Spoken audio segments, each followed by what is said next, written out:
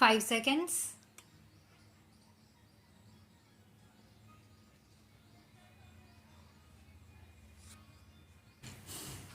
Sir, the mounting, galloping public expenditure, mainly financed not out of real resources but out of public debts or borrowings, creates an internal debt trap, and that can be only matched or met by seeing that whatever money is spent productively, and all the money that is not being spent productively is cut out.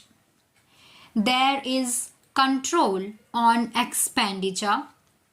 I think this mechanism will be much more effective when put in operation, and it could control the deficit that the country has experienced. Now, sir, the objective and philosophy of the plan is squarely put as the Nehruvian model of growth with social justice based on modernization. Our economy has progressed on these lines, and the entire industrial sector is in the midst of a new industrial revolution. This new industrial revolution, formulated by the ideas of the Prime Minister, is that there should be increased productivity and efficiency. It also reflects the modern management technique. All these are the qualitative aspects of the new industrial revolution that is ushered into the country as the second industrial revolution. First industrial revolution was ushered in by Pandit Jawaharlal Nehru when the second plan was introduced, whose main goals were public sector, building up capital good, agricultural production, and self-reliance of the economy. The country has progressed in this direction, and India is now one of the most industrialized economies. But there are large gaps, and Prime Minister has introduced the second phase of the Industrial Revolution with its emphasis on modernization, efficiency, and productivity. This applies not only to public sector, but it also applies to the new technologies that are being used in the agriculture sector. The breakthrough in agricultural production is concentrated only in certain regions, while there is great resurgence in certain areas of the country. Their areas have difficulties. Only a certain class of people are benefiting because of the agricultural development. Water management, technological management, and other inputs used in agriculture are costly, and the result is that the cost of production in agriculture is as costly as the industrial production.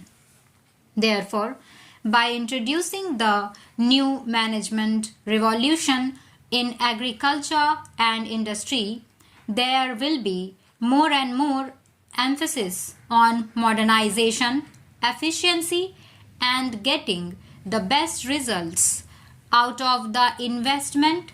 And I only like to point out that it must be made much more broad-based in the sphere of agriculture. It must be extended to other areas where it is not existing now. For example, we should put in more efforts in northeast and central areas. It must get out of the regional trap and spread to the whole country. In addition, our agricultural products must be less costly. There was a time when we could not export even though we had produced more. We could not export because we had to subsidize our agricultural products. Reducing the cost will improve our exports also. This is the techno-economic articulation as presented by the Prime Minister in his budget. This is the philosophy of the budget on which he focuses attention. He charters a new path that the budget will be pro-poor, growth-oriented, and this budget will be for equal distribution and social justice. The whole package of these specific measures is oriented towards this goal. The budget should be non-inflationary and with tight control on expenditure. We should try to get the best out of every rupee that we spend.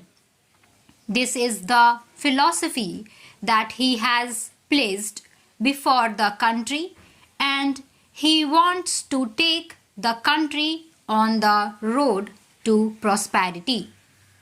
Similarly, the structure, the economic architecture is no less profound.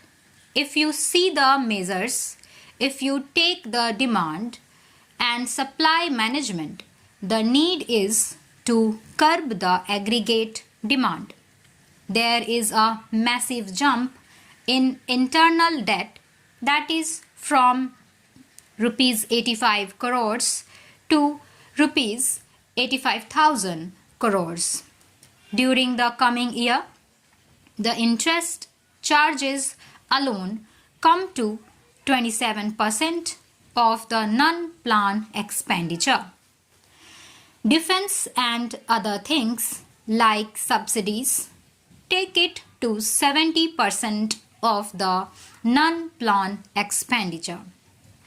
It is a very challenging and daunting task how to restore the balance and put a curb on the mounting internal debt so that we may not be faced with the internal debt trap.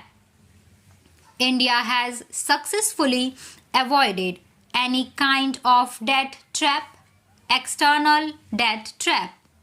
Actually, if you see the report of the World Bank or the International Monetary Fund or any other organization, India is a shining example of development compared to any other developing country.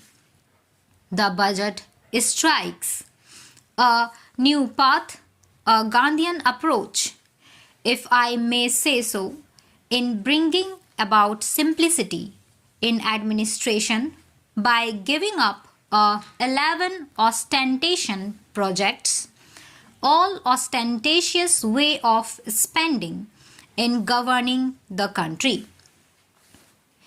This is being reintroduced in this budget, which has removed all the frills and ostentations by cutting down and postponing all the slow moving projects and replacing them with fast moving ones. Large funds are allocated for the rural poverty alleviation through increase in productive employment. Stop.